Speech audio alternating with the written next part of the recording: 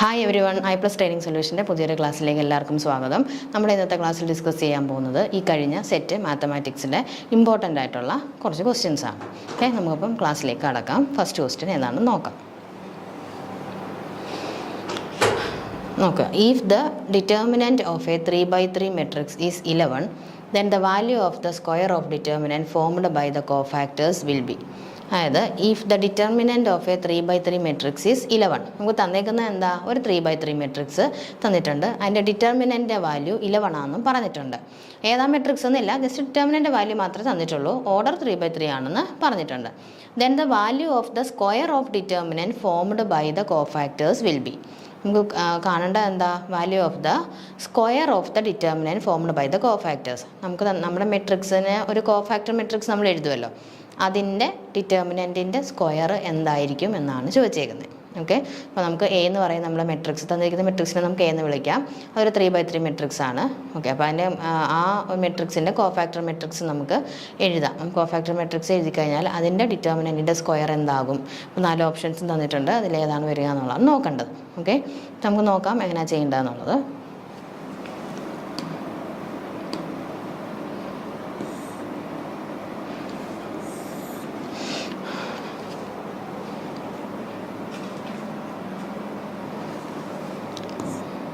Let given matrix is A. അല്ലേ, given മെട്രിക്സിനെ നമുക്ക് A ആയിട്ട് എടുക്കാം. അതൊരു 3x3 മെട്രിക്സ് ആണ്. ഒരു 3x3 മെട്രിക്സ് ആണ്. 3x3 മെട്രിക്സ് എന്ന് പറയുമ്പോൾ എന്താ, ഓർഡർ 3 ആണ് അല്ലേ, അതായത് n 3 ആയിരിക്കും എന്നർത്ഥം. ഇനി പിന്നെ തന്നേക്കുന്നത് എന്താ, determinant of A equal to 11 എന്നും തന്നിട്ടുണ്ട്. ഡിറ്റർമിനൻറ്റ് ഓഫ് എ, നമ്മുടെ മെട്രിക്സ് നമ്മൾ എ ആയിട്ടല്ലേ എടുത്തേ, 3x3 ഓർഡറുള്ള മെട്രിക്സ് എ ആയിട്ടാണ് എടുത്തത്. അതിൻ്റെ ഡിറ്റർമിനൻറ്റ് 11 ആണെന്നും പറഞ്ഞിട്ടുണ്ട്. ഇനി then the value of the square of determinant formed by the cofactors അല്ലേ. അപ്പോൾ നമുക്ക് കോഫാക്ടേഴ്സിട്ടുള്ള മെട്രിക്സിനെ നമുക്ക് സി എന്ന് വിളിക്കാം.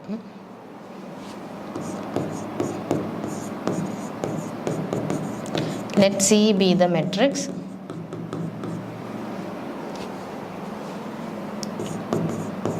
formed by the cofactors of A. C be the matrix formed by cofactors of matrix A.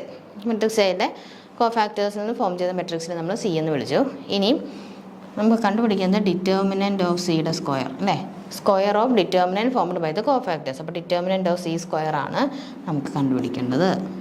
Okay, അപ്പോൾ കോഫാക്ടർ മെട്രിക്സും ഈ നമ്മൾ തന്നിരിക്കുന്ന മെട്രിക്സും തമ്മിലൊരു റിലേഷനുണ്ട്, അല്ലാതെ ഡിറ്റർമിനൻറ്റ് തമ്മിലൊരു റിലേഷനുണ്ട്. അത് നമുക്ക് നോക്കാം. അതായത് ഇതാണത്, determinant of C equal to determinant of A whole raise to n-1. Okay, അതായത് ഡിറ്റർമിനൻറ്റ് ഓഫ് സി എന്ന് പറയുന്നത് determinant of A whole raise to n-1, where n is the order of the matrix. n എന്താണ്, n is the order of given matrix. Okay, മനസ്സിലായല്ലോ. Determinant of C എന്ന് പറയുന്നത് determinant of A raise to n-1 ആയിരിക്കും, where n is the order of the given matrix. Okay, മനസ്സിലായി. ഇനി നമുക്ക് ഇത് കണ്ടുപിടിക്കാം. ഡിറ്റർമിനൻറ്റ് ഓഫ് സി സ്ക്വയർ ആണല്ലോ നമുക്ക് വേണ്ടത്. അപ്പോൾ ജസ്റ്റ് നമുക്ക് ഡിറ്റർമിനൻറ്റ് സി ഒന്ന് കണ്ടു നോക്കാം, എന്നിട്ട് ഡിറ്റർമിനൻറ്റ് ഓഫ് സിയുടെ സ്ക്വയർ നോക്കാം. അപ്പം നമുക്ക് അടുത്ത പേജിൽ ചെയ്യാമേ, ഇതങ്ങ് മാറ്റാം. ഇവിടെ ഒന്നുകൂടെ എഴുതുവാണേ, determinant of C equal to determinant of A raise to n-1. ഇനി ഹിയർ n ഈക്വൽ ടു 3 ആണ്, കാരണം ഓർഡർ 3x3 മെട്രിക്സ് ആണെന്ന് പറഞ്ഞിട്ടുണ്ട്. അപ്പോൾ n എന്താണ്, 3 ആണ്, n ഒരു 3 ആണ്. സോ ഇനി determinant of C equal to, ഇനി ഡിറ്റർമിനൻറ്റ് ഓഫ് എ എന്ന് പറയുന്നത് 11 ആണെന്ന് നമുക്ക് തന്നിട്ടുണ്ട് അല്ലേ. If the determinant of A 3x3 matrix is 11 തന്നിട്ടുണ്ട്. അപ്പോൾ ഡിറ്റർമിനൻറ്റ് ഓഫ് എ 11 ആണ്. അപ്പോൾ ഇവിടെ നമുക്ക് കൊടുക്കാം 11 raise to 3-1 okay equal to 11 square equal to 121 അല്ലേ. 11ൻ്റെ സ്ക്വയർ എന്ന് പറയുന്നത് 121 ആണ്. ഇനി നമുക്ക് വേണ്ടത് എന്താണ്, ഡിറ്റർമിനൻറ്റ് സിയുടെ സ്ക്വയറാണ് വേണ്ടത് അല്ലേ. അപ്പോൾ അതെന്താകും, 121ൻ്റെ സ്ക്വയർ ആകും. 121 ഇൻറ്റു 121 എത്ര കിട്ടും, ചെയ്ത് നോക്കിയേ. 121 ഇൻറ്റു 121 121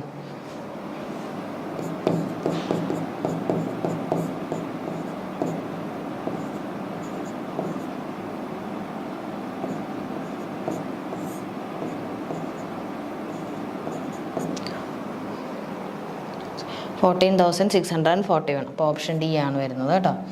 14,641. ഓക്കെ, 11 ഇതിൻ്റെ സ്ക്വയർ ചെയ്യുമ്പോൾ നമുക്ക് കിട്ടുന്ന എത്ര? 14,641. അപ്പോൾ നമ്മൾ ഓർത്തിരിക്കേണ്ട ഒരു കാര്യം എന്ന് പറയുന്നത്, ഡിറ്റർമിനൻ്റ് ഒരു മെട്രിക്സിൻ്റെ ഡിറ്റർമിനൻ്റ് തന്നിട്ടുണ്ട്, അതിൻ്റെ ഓർഡറും തന്നിട്ടുണ്ടെങ്കിൽ അതിൻ്റെ കോഫാക്ടർ മെട്രിക്സിൻ്റെ ഡിറ്റർമിനൻറ്റിൻ്റെ സ്ക്വയർ അല്ലെങ്കിൽ ഡിറ്റർമിനൻ്റ് എന്ന് പറയുന്നത് തന്നിരിക്കുന്ന മെട്രിക്സ് എയുടെ ഡിറ്റർമിനൻ്റ് റേസ് ടു n-1 ആയിരിക്കും. അതറിഞ്ഞാൽ മാത്രമേ നമുക്ക് ഇത് ചെയ്യാനായിട്ട് ഒക്കുകയുള്ളൂ. മനസ്സിലായോ? ഓക്കെ, നമുക്ക് നെക്സ്റ്റ് ക്വസ്റ്റ്യനിലേക്ക് പോവാം. അപ്പോൾ ആൻസർ എത്രയാണ്? ഓപ്ഷൻ ഡി ആണ്. ആൻസർ എന്ന് പറയുന്നത് ഓപ്ഷൻ ഡി ആയിരിക്കും. ഓക്കെ, ഇനി നമുക്ക് നെക്സ്റ്റ് ക്വസ്റ്റ്യൻ വായിച്ച് നോക്കാം.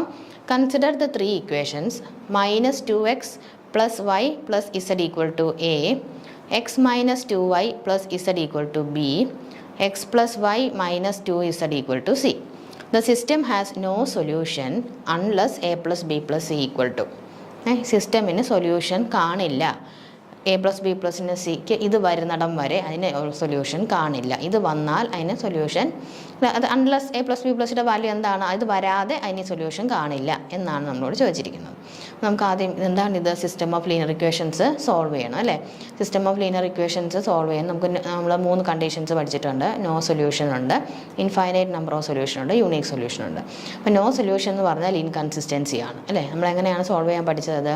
ഇൻകൺസിസ്റ്റൻസി ആകുമ്പം റാങ്ക് വെച്ചാണ് നമ്മൾ ചെയ്യുന്നത്. എന്തിൻ്റെ? ഓഗ്മെൻറ്റഡ് മെട്രിക്സ് എഴുതും. കോഎഫിഷ്യന്റ് മെട്രിക്സിനെ കോൺസ്റ്റന്റ് മെട്രിക്സും കൂടെ ചേർത്ത് വരുന്നതാണ് ഓഗ്മെൻറ്റഡ് മെട്രിക്സ്. അതിന് റാങ്ക് കണ്ടുപിടിക്കും. അപ്പോൾ ഓഗ്മെൻറ്റഡ് മെട്രിക്സിൻ്റെ റാങ്കും കോഎഫിഷ്യന്റ് മെട്രിക്സിൻ്റെ റാങ്കും ഡിഫറൻ്റ് ആകുമ്പോഴാണ് നമ്മൾ പറയുന്നത് ഇൻകൺസിസ്റ്റൻ്റ് ആണ്, നോ സൊല്യൂഷൻ ആണെന്ന്. അപ്പം നമ്മൾ ആ കൺസെപ്റ്റ് യൂസ് ചെയ്താണ് ഇവിടെ ചെയ്യാൻ പോകുന്നത്. ഫസ്റ്റ് ഓഫ് ഓൾ നമുക്ക് അതിനെ മെട്രിക്സ് ഫോമിൽ ഇതൊന്ന് എഴുതിയിട്ട് മെട്രിക്സ് ഫോമിലോട്ടാക്കിയിട്ട് ഓഗ്മെൻറ്റഡ് മെട്രിക്സ് ഒക്കെ എഴുതി റാങ്ക് കണ്ടുപിടിക്കണം. എന്നിട്ടാണ് അപ്പോഴാണ് നമുക്ക് കിട്ടുന്നത് ഇതിൻ്റെ വാല്യൂ എന്താണ് വരിക എന്നുള്ളത്. നമുക്കത് ചെയ്യാം.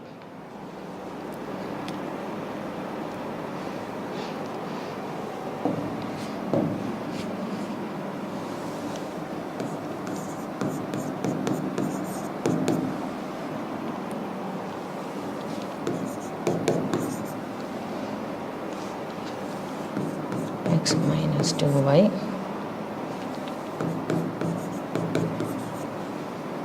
-2x + y + z = a, x - 2y + z = b, x + y - 2z = c. Okay, അപ്പോൾ നമുക്ക് തന്നു ഇതാണ് നമ്മുടെ സിസ്റ്റം അല്ലേ? നമുക്കിനി എ എഴുതാം. ഓഗ്മെൻറ്റഡ് മെട്രിക്സ് എ ബി അങ്ങ് എഴുതാം. ഇവിടുന്ന് എയും ബിയും എ എന്ന് പറയുന്ന മെട്രിക്സ് ഏതാ? -2 1 1 1 -2 1 1 1 -2.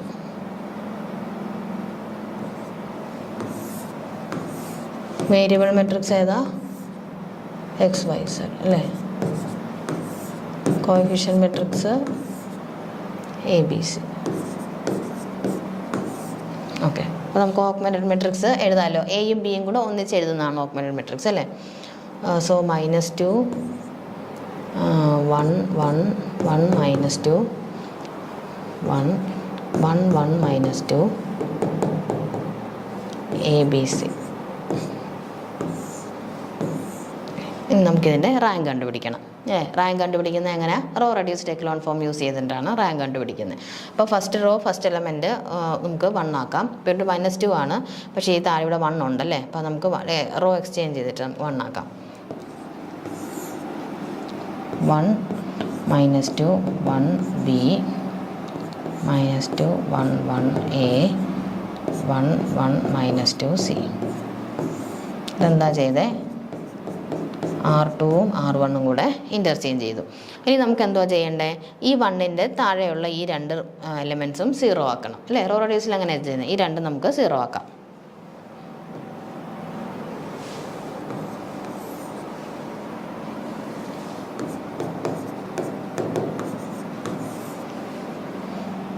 ഓക്കെ, ഇത് 0 ആക്കണമെങ്കിൽ എന്ത് ചെയ്താൽ മതി? ഇതുകൊണ്ട് 2നെ മൾട്ടിപ്ലൈ ചെയ്തിട്ട് ആഡ് ചെയ്താൽ മതി അല്ലേ? അതായത് R2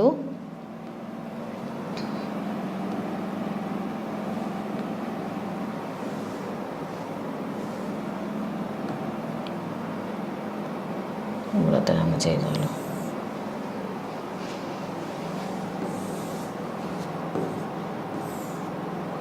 1 minus 2 1b. ഇപ്പം എന്ത് ചെയ്യണം? R2 changes to R2 plus 2R1. R2 plus 2R1 ചെയ്താൽ മതി.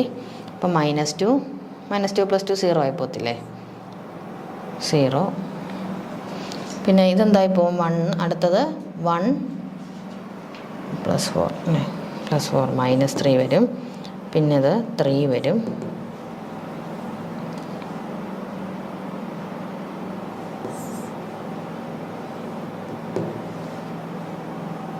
a പ്ലസ് 2b വരും അല്ലേ? a പ്ലസ് 2b വരും. അടുത്തത് എന്ത് ചെയ്താൽ മതി? 1 മൈനസ് 1 ചെയ്താൽ മതി അല്ലേ? R3 changes to R3 minus R1. അപ്പോൾ 1 minus 1 0, 3 minus 3 c minus b. ഇങ്ങനെ വരും. ഇനി അടുത്തത് എന്തോ സ്റ്റെപ്പ് ചെയ്യേണ്ടത്? അടുത്തത് second row second element non zero element ആണോ നോക്കണം. അപ്പോൾ അത് നോൺ സീറോ എലിമെൻ്റ് ആണ് ഓൾറെഡി. അപ്പോൾ അതിൻ്റെ താഴെയുള്ള എലിമെൻറ്റിനെ 0 ആക്കുക. എന്ത് ചെയ്താൽ മതി? ആഡ് ചെയ്താൽ മതി. 1 minus 2 1b, 0 minus 3 a plus 2b. Add ചെയ്താൽ എന്താ വരുന്നത്? 3 മൈനസ് 3 0 ആയി പോകത്തില്ലേ? അപ്പോൾ 0 ആയി. അതായത് R3 എന്താകും? R3 പ്ലസ് R2 ചെയ്താൽ മതി. R3 പ്ലസ് R2 അപ്പോൾ 0 ആകും. ഇത് -3 പ്ലസ് 3 0 ആകും. ഇതെന്ത് വരും? a plus 2b plus c minus b എന്ന് പറയുന്നത് a plus 2b minus b ആകത്തില്ലേ? a plus b plus c വരും. a plus b plus c വരും അല്ലേ? ഓക്കെ. അപ്പോൾ ഇവിടെ നമുക്ക് എന്ത് കിട്ടി? a plus b plus c കിട്ടി. ഇത് നമുക്ക് അപ്പുറത്തൊന്നുകൂടെ ഒന്ന് എടുത്തെഴുതാം. അത് നമുക്കിപ്പോൾ കിട്ടിയിരിക്കുന്നത് 1 മൈനസ് 2 1 1b, 0 മൈനസ് 3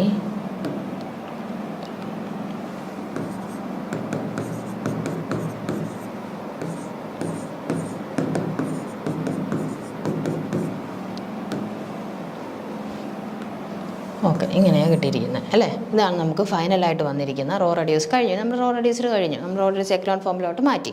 ഇനി നോക്കിക്കേ, ഇവിടെ റാങ്ക് ഓഫ് നമുക്ക് തന്നിരിക്കുന്ന എന്താ? സിസ്റ്റത്തിന് സൊല്യൂഷൻ ഇല്ലെന്നല്ലേ? System has no solution implies system has no solution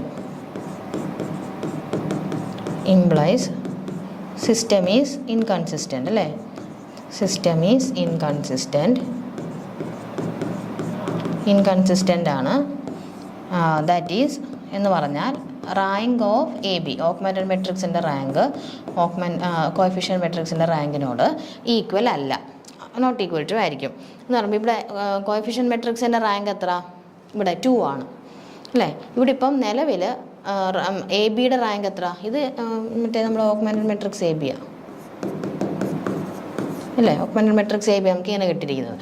അതിൻ്റെ റാങ്ക് 3 അതിൻ്റെ റാങ്ക് 3 ആവുകയും കോഎഫിഷ്യൻ്റ് മെട്രിക്സിൻ്റെ റാങ്ക് ഓൾറെഡി എന്തായി 2 ആയിട്ട് മാറി.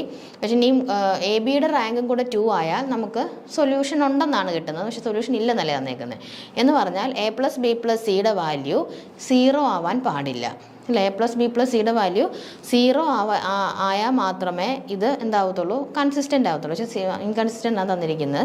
സോ ഇത് സൊല്യൂഷൻ ഇല്ലാതാവുന്നത് എപ്പോഴാണ്? സൊല്യൂഷൻ ഇല്ലാതാവുന്നത് എ പ്ലസ് ബി പ്ലസ് സിയുടെ വാല്യൂ 0 ആവുമ്പോഴാണ്. അതാണ് നമ്മളോട് ചോദിച്ചേക്കുന്നത്. System has no solution unless A plus B plus C equal to 0. A plus B plus C 0 ആയിക്കഴിഞ്ഞാൽ സൊല്യൂഷൻ ആകും. സൊല്യൂഷൻ ആവാത്തത് എപ്പോഴാണ്? എ പ്ലസ് ബി പ്ലസ് സിയുടെ വാല്യൂ 0 ആകുമ്പോഴാണ്. ഓക്കെ. അപ്പോൾ അതാണ് നമുക്ക് വരുന്നത്.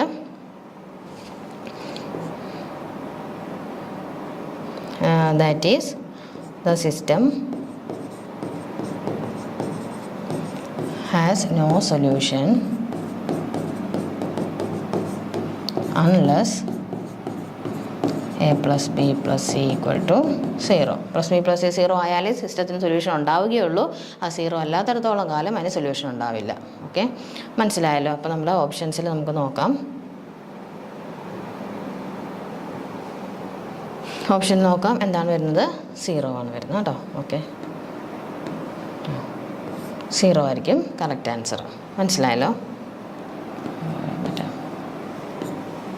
0 ആണ് ആൻസറേ. ഇനി നെക്സ്റ്റ് ക്വസ്റ്റ്യൻ നോക്കാം. Which of the following is an integrating factor of the differential equation x Y cube plus y into D X plus 2 into X square Y square plus X plus Y raise to 4 into D Y equal to 0. നമുക്ക് integrating ഫാക്ടറാണ് കണ്ടുപിടിക്കേണ്ടത്. ഈ differential ഇക്വേഷൻ്റെ integrating factor എങ്ങനെ നമ്മൾ കണ്ടുപിടിക്കും? ഇത് എന്താ M D X plus N D y എന്നുള്ളൊരു ഫോമിലാണ് കിടക്കുന്നത് അല്ലേ. അപ്പോൾ ഫസ്റ്റ് ഓഫ് ഓൾ നമുക്കിത് എക്സാക്റ്റ് ആണോ എന്നൊന്ന് ചെക്ക് ചെയ്യണം. എക്സാക്റ്റ് ആണോ എന്നുള്ളത് നമുക്കൊന്ന് ചെക്ക് ചെയ്ത് നോക്കാം. എം ഡി എക്സിൻ്റെ കൂടെ ഉള്ളത് കോഫിഷ്യൻ്റ് എം ആയിട്ടും ഡി വൈയുടെ കൂടെ ഉള്ള കോഫിഷ്യൻറ്റിനെ എൻ ആയിട്ടുമാണ് നമ്മൾ എടുക്കുന്നത്. അപ്പോൾ അങ്ങനെ ഒന്ന് എടുത്ത് ചെയ്ത് നോക്കാം.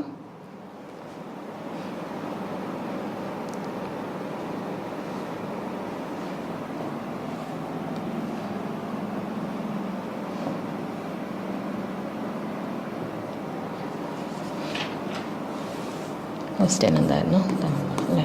X Y cube plus X into D X plus X into Y ആയിരുന്നു.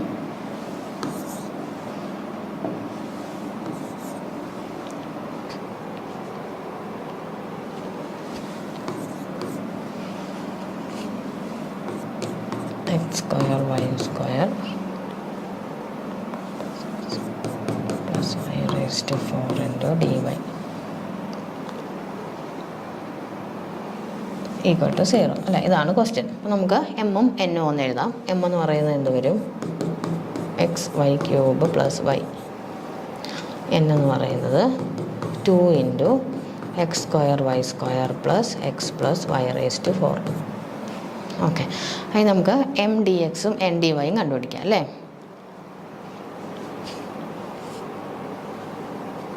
M D X plus N D Y നമ്മൾ എഴുതി, എം എഴുതി, എൻ എഴുതി. നമുക്ക് എന്ത് വേണം? ഡോ എം ബൈ ഡോ വൈ വേണം. ഡോ എം ബൈ ഡോ വൈ. ഡോ എം ബൈ ഡോ വൈ കണ്ടുപിടിച്ച് വിത്ത് റെസ്പെക്ട് ടു വൈ നമുക്ക് പാർഷ്യലി ഡിഫറൻഷ്യേറ്റ് ചെയ്യാം. ഡോ M by Dr Y 3x Y square plus 1 എന്ന് വരും. ഇത് ഡോ എൻ ബൈ ഡോ എക്സ് ആണ് ചെയ്യുന്നത്. ഡോ എൻ ബൈ ഡോ എക്സ് ചെയ്താൽ 2 ഇൻറ്റു ഇതെന്താ വരുന്നത്? എക്സ് സ്ക്വയറിൻ്റെ വൈ സ്ക്വയർ കോൺസ്റ്റൻ്റ് ആണ്. 2x വൈ സ്ക്വയർ പ്ലസ് 1 അതായത് 4x വൈ സ്ക്വയർ പ്ലസ് 2 എന്ന് വരും. 4x y square plus 2. അപ്പോൾ ഓക്കെ, നോക്കിക്കേ.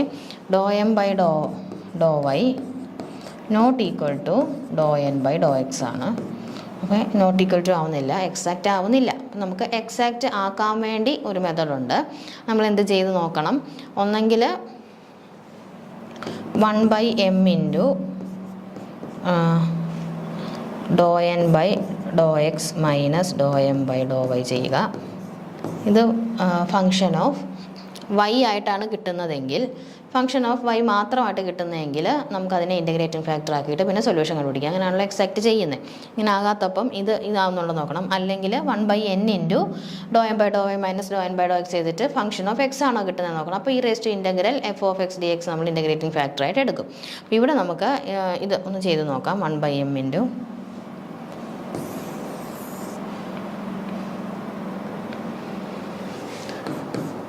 1/m into doe N by Dr x minus doe M by Dr y 1/m എത്രയായിരുന്നു? X Y cube plus y. X Y cube plus y into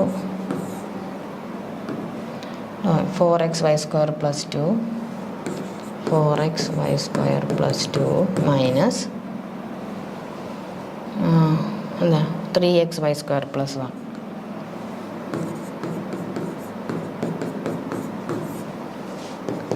1/x y cube plus y into 4x y square plus 2 minus 3x Y square minus 1.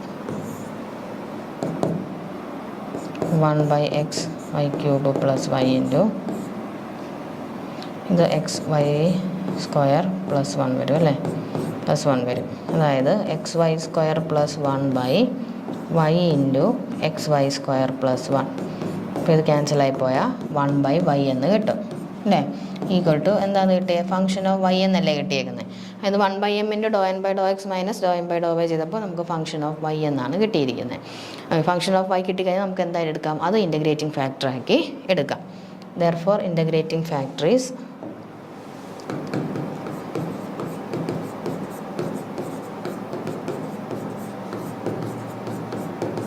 Therefore, integrating factor is e raised to integral f of y dy. അല്ലേ, അത് e raised to integral f of y 1 by y അല്ലേ കിട്ടിയേ, 1 by y dy കേട്ടോ. e raised to എന്താ 1 by yയുടെ integral എന്ന് പറയുന്നത് log y അല്ലേ, log y ആയിരിക്കും. ഓക്കെ, അപ്പോൾ എന്താ ഇയും log y ഒക്കെ പോയിട്ട് ഇയും ലോഗരിതം പോയിട്ട് നമുക്ക് എന്ത് കിട്ടും, ആൻസർ y എന്ന് കിട്ടും. ഇൻ്റഗ്രേറ്റിംഗ് ഫാക്ടർ എത്ര കിട്ടും, y എന്ന് കിട്ടും. ഓക്കെ, അപ്പോൾ ഫസ്റ്റ് ഓഫ് ഓൾ എക്സാക്റ്റ് ആണോ നോക്കുക, അല്ലെങ്കിൽ എക്സാക്റ്റ് ആകാൻ പറ്റുന്ന 2 ഇക്വേഷൻസ് ഉണ്ട്, അത് ഏതാണെന്ന് പറഞ്ഞല്ലോ, അതിലേതെങ്കിലും ഒരെണ്ണം ഇട്ട് നോക്കുക വരുന്നുണ്ടോ ഇല്ലയോ എന്നുള്ളത്. ഓക്കെ, അങ്ങനെ അത് 1/m × ∂n/∂x - ∂m/∂y ചെയ്യുമ്പോൾ ഫംഗ്ഷൻ ഓഫ് y ആണ് കിട്ടുന്നതെങ്കിൽ e raised to integral f of y dy ആയിരിക്കും ഇൻ്റഗ്രേറ്റിംഗ് ഫാക്ടർ. ഓക്കെ, അപ്പോൾ അതിൽ ചെയ്തപ്പോൾ നമുക്ക് എന്താ കിട്ടി, ഇൻ്റഗ്രേറ്റിംഗ് ഫാക്ടർ y ആണെന്ന് കിട്ടി.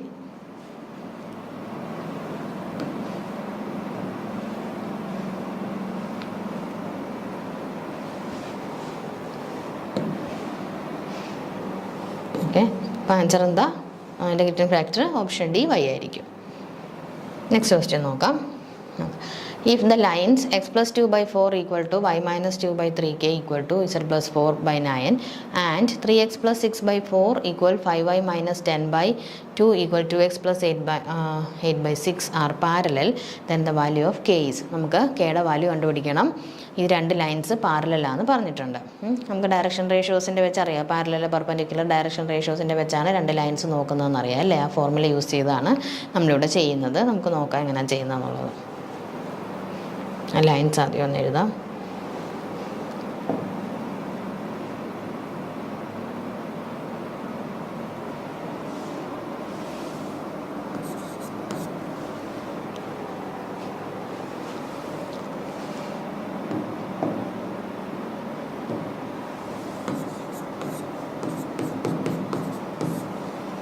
x plus 2 by 4 equal to y minus 2 by 3k equal to z plus 4 by 9. ഇതൊരു ലൈനാണ്. ഇനി അടുത്തത് 3x plus 6 by 9.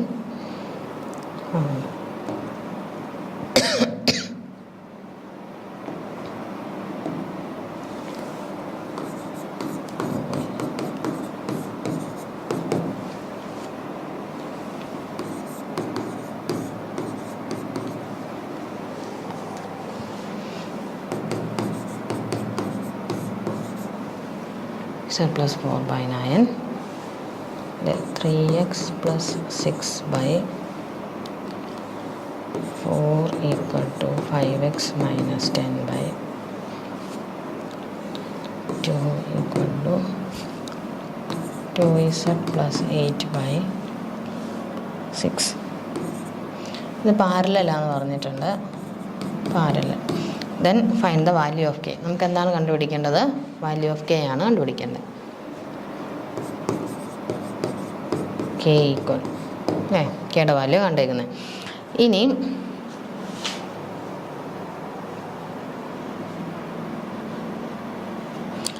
ഇത് നമ്മുടെ സ്റ്റാൻഡേർഡ് ഫോമിലാണോ കിടക്കുന്നതെന്നുള്ളതൊന്ന് നോക്കണം. നമുക്കതിനെ സ്റ്റാൻഡേർഡ് ഫോമിൽ ആക്കണം അല്ലേ. അതായത് ഫസ്റ്റിലത്തെ ലൈന്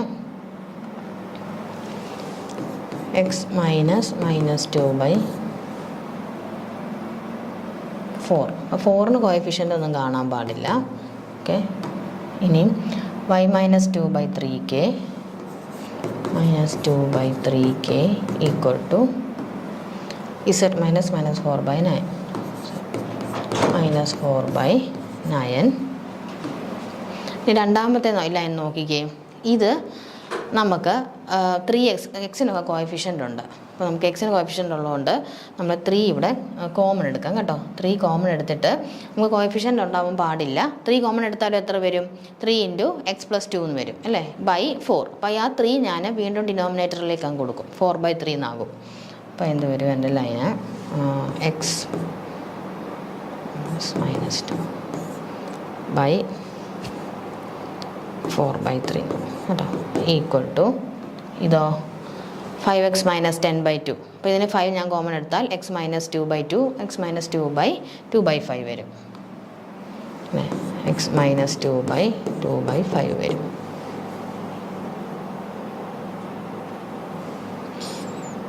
ഇതെന്താ വരുന്നത്, അടുത്തത് 2 കോമൺ എടുത്താൽ ഇസഡ് മൈനസ് 4/3 ഇസഡ് മൈനസ് 4/6/2 3 വരും. ഓക്കെ. ഇനി പാരലൽ ആണെങ്കിൽ എന്താണ് ഡയറക്ഷൻ റേഷ്യോസ്? ഇപ്പോൾ A1 B1 C1 A2 B2 C2 direction ratios എന്ന് പറയുന്നത് ഡിനോമിനേറ്ററിലുള്ള സാധനമാണ് അല്ലേ? A1 B1 C1 A2 B2 Cയും ഈ ലൈൻസ് പാരലൽ ആണെങ്കിൽ A1/A2 = B1/B2 = C1/C2 ആയിരിക്കും. ഓക്കെ. പാരലെല്ലാം തന്നിട്ടുള്ളതുകൊണ്ട് അപ്പോൾ നമുക്ക് അത് വെച്ച് നോക്കാം. അതായത് 4/4/3 =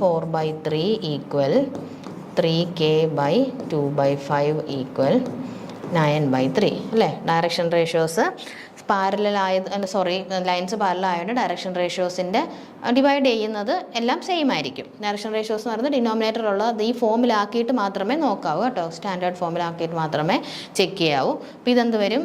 3 വരും = ഇത് 15k/2 എന്ന് വരും. ഇത് 3 വരും അല്ലേ? ഓക്കെ. അപ്പോൾ നമുക്ക് ഏതെങ്കിലും ഒരെണ്ണം ഇക്വേറ്റ് ചെയ്യാം. 15k/2 = 3 then k = 3 × 2/15 അല്ലേ? = 2/5 എന്ന് വരും. കെയുടെ വാല്യൂ എത്ര കിട്ടി? 2/5 എന്ന് കിട്ടി. മനസ്സിലായോ? ഓക്കെ. അപ്പോൾ നമുക്ക് നോക്കാം നമ്മുടെ ഇത് കറക്റ്റ് ആണോ എന്നുള്ളത്.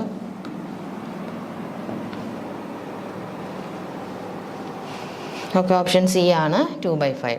2/5 ആണ് ഫൈനൽ ആൻസർ വരുന്നത്. ഓക്കെ. ഇനി നമുക്ക് ഒരെണ്ണം കൂടെ ഉണ്ട്. 5th one നോക്കിയാൽ let t from R2 to R2/t of xy = 2x + y ഒരു ലീനിയർ ട്രാൻസ്ഫോർമേഷൻ തന്നേക്കുന്നത് അല്ലേ? 3x + 2y then inverse of t is. എങ്ങനെ ടിയുടെ ഇൻവേഴ്സ് കണ്ടുപിടിക്കാം എന്നുള്ളതാണ് നമ്മളിനി ചെയ്ത് നോക്കാൻ പോകുന്നത്. 4 ഓപ്ഷൻസും തന്നിട്ടുണ്ട്.